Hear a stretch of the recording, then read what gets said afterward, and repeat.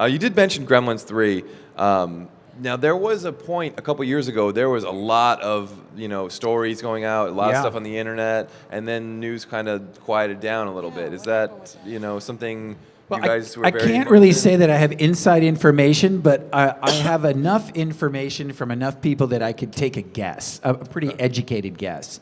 And that is that Chris Columbus wrote a Gremlins 3, like a legitimate Gremlins 3. And he gave it to Warner Brothers.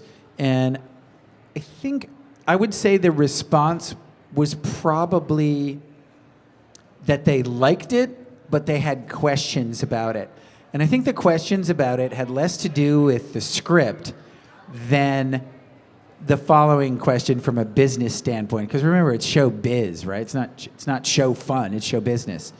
So I think they were like, all right, let's say we do Gremlins 3, and it takes 2 to 3 years to do these movies. It's very, very complicated. And, Chris Columbus said he wanted to do some CGI in it too, but basically just to get rid of the wires, because now you can do CGI to get rid of the cables and the wires. So you can use puppets, and you don't have to do that perfect take where you don't see cables, because you just take it out.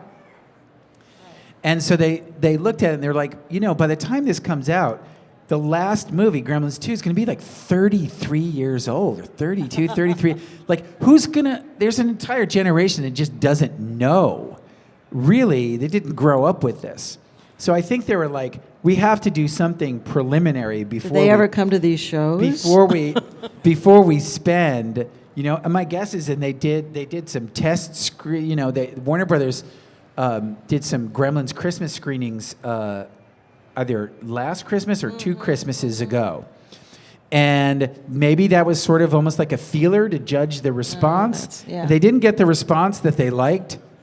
Of course, they didn't do any promotion, too, so what do you expect? But they didn't get the response that they liked, so I think they were kind of like, look, we have this franchise, and they saw what happened with the Ghostbusters movie, too, and they're watching other franchises and how they do, stuff like that. And they're like, I think we have to do a little bit more education of the population before we just come out with this enormously expensive thing. Really? So I think that's what the animated series is designed to do. It's designed to...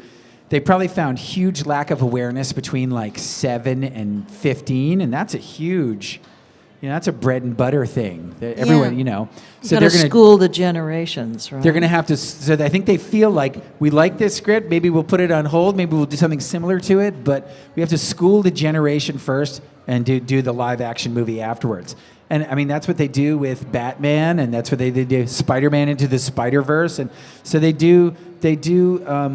Animated and live action simultaneously. So that's my guess as to what happened.